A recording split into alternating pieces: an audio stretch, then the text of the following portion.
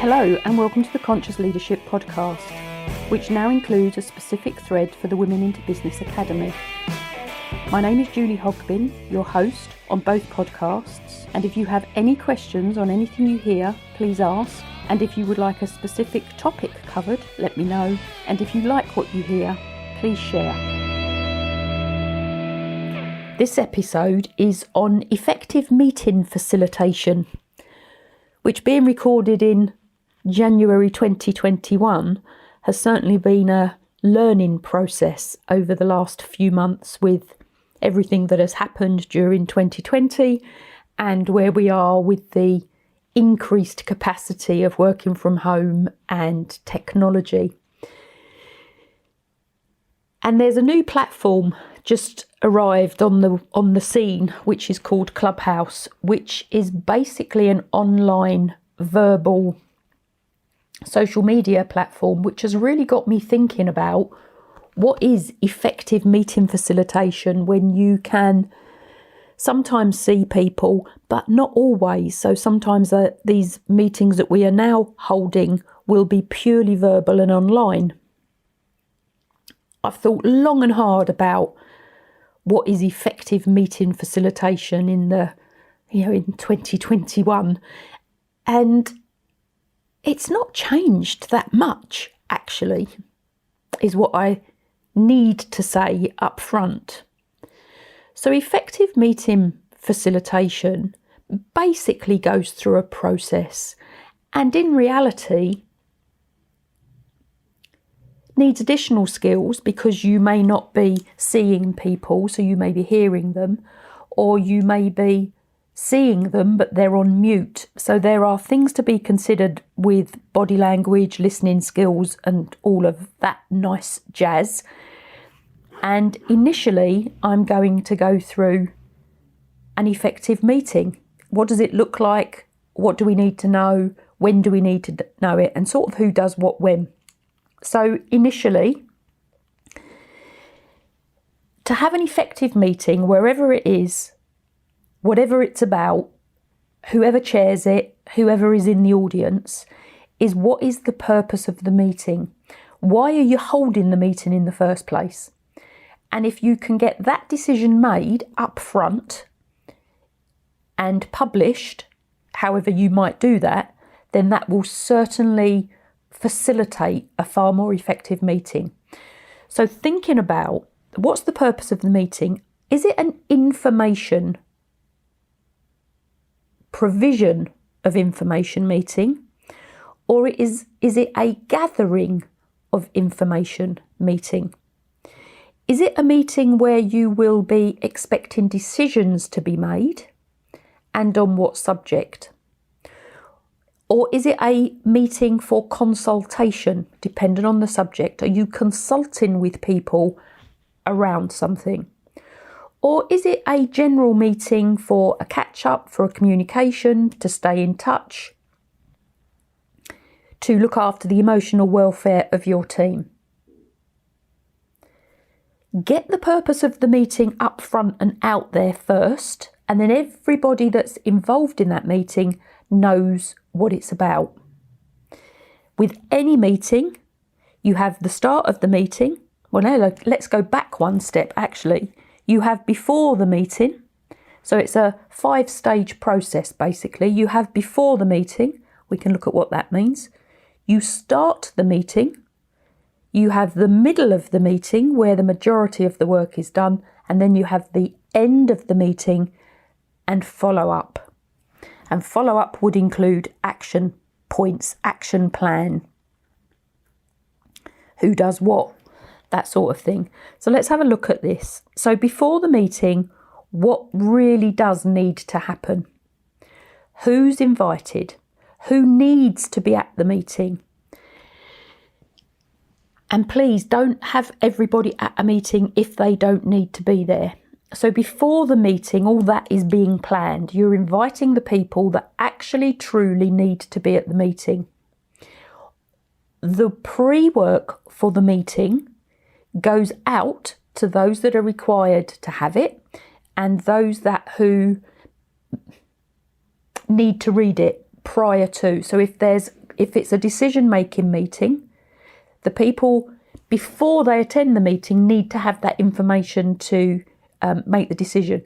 Now, I know this sounds pretty basic, and I'm sure all of you listening to this have run meetings before, and I'm sure all of you listening to this have been in meetings that have been run really badly, and you get to the meeting and you haven't got the information required to make the decision at the meeting, or even to express any opinion on, because it's not been sent to you prior. Provide the information before the meeting in a timely manner, so not at midnight the day before the meeting's to be held at 8 a.m. in the morning. Allow people to have enough time to read the document, digest the document, comment on the document in their own way before they come to the meeting. So you then go from before the meeting, you've got the right people at it, they've got all the information they need prior to coming to the meeting, and then you start the meeting. And with any meeting, it starts on time, regardless of who's in the room. And with any meeting, it is around rewarding the behaviour of the people that are on time in the meeting, and punishing the behaviour of the people who are not at the meeting on time. And I'll say this, and it might cause a few stirs, it doesn't matter who that person is.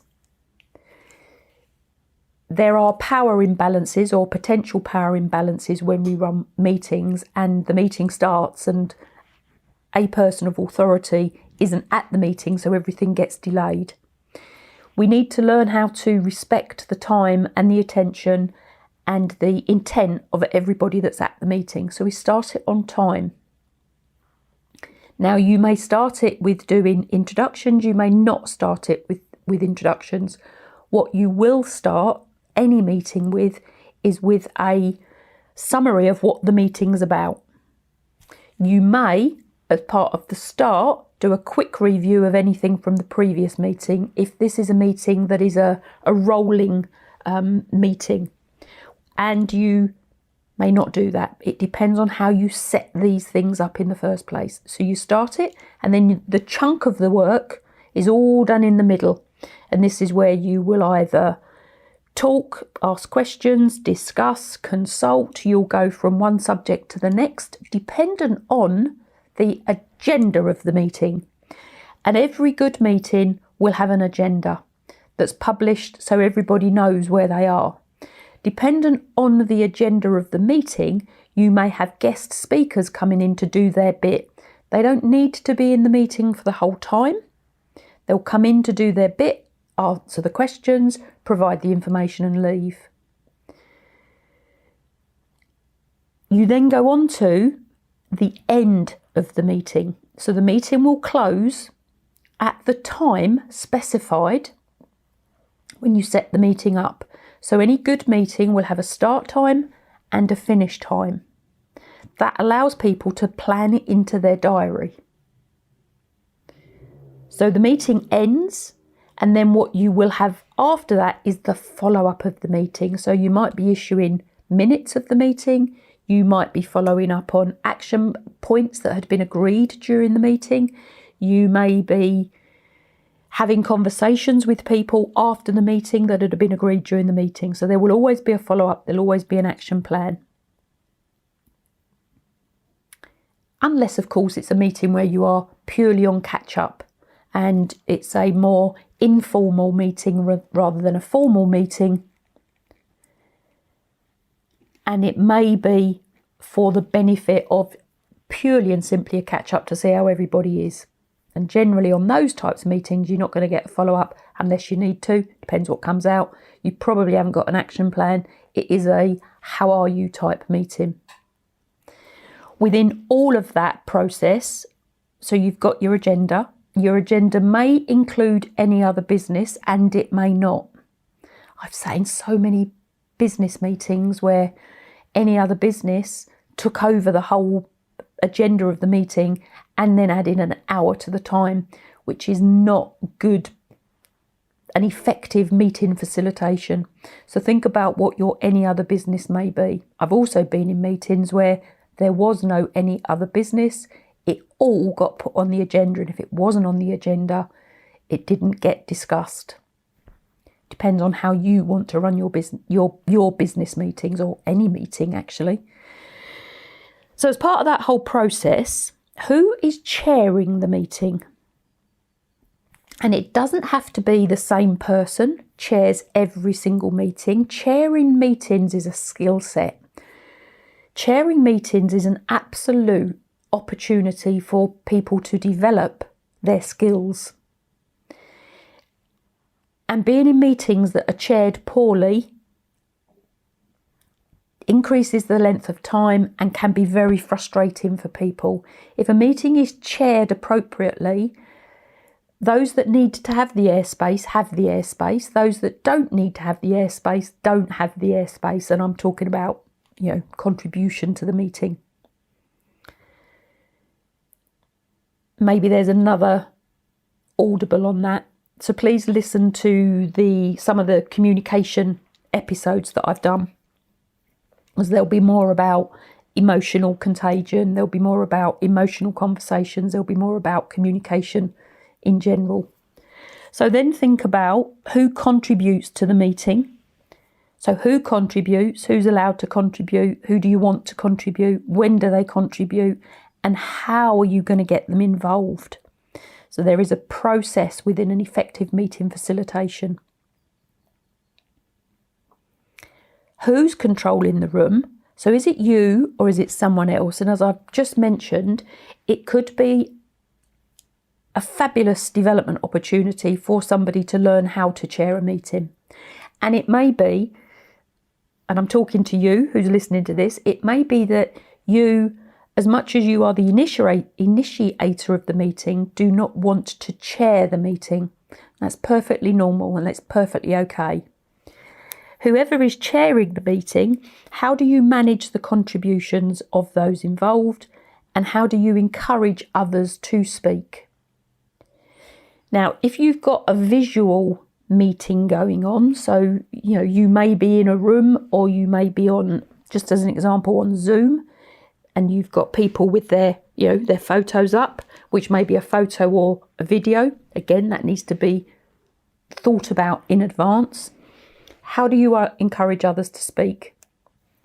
So you've got all of the processes then to manage of muting, unmuting, whether you're going to put people into rooms or not into rooms to have the discussion out of the main meeting.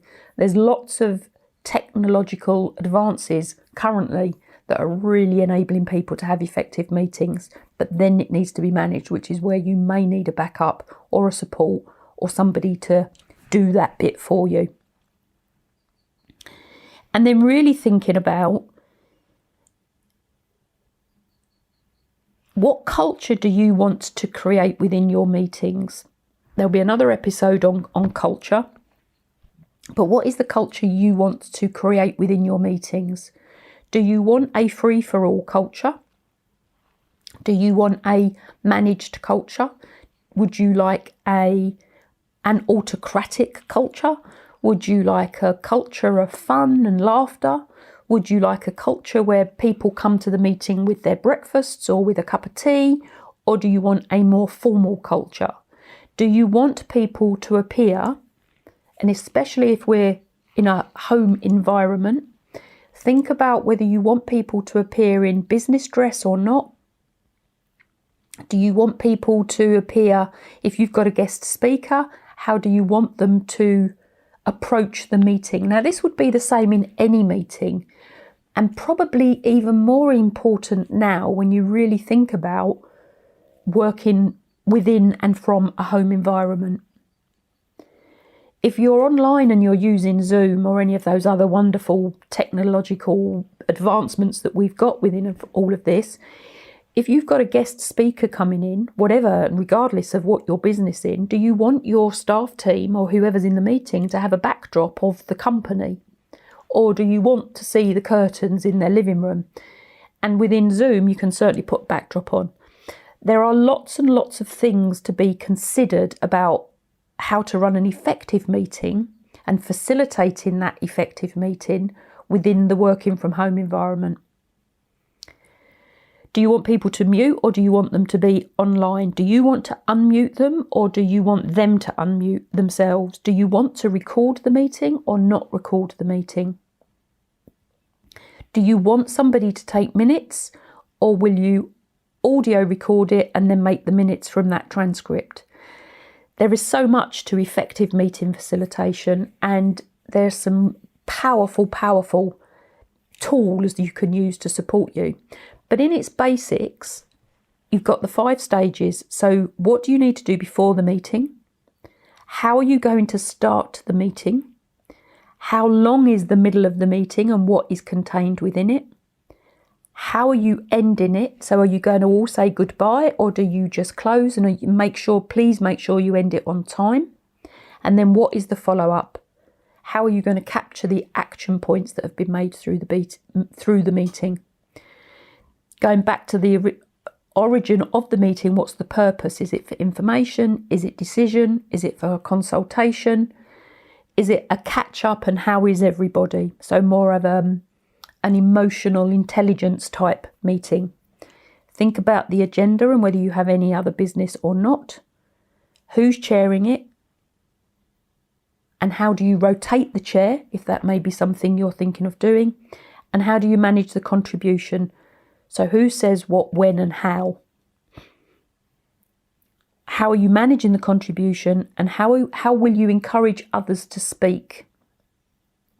And what culture do you want to create? So a relatively short thought process on effective meeting facilitation and what that means. And once again, if you have any questions for me, please ask. I am here to help.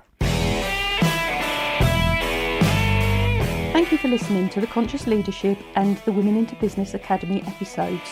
If you have any questions, please ask. You can find me on all of the normal social media channels, along with Facebook pages and groups, LinkedIn pages and a YouTube channel. If you like what you have heard, please share to spread the message. And if you have anybody or a subject matter that you would like me to either interview or talk about, please let me know.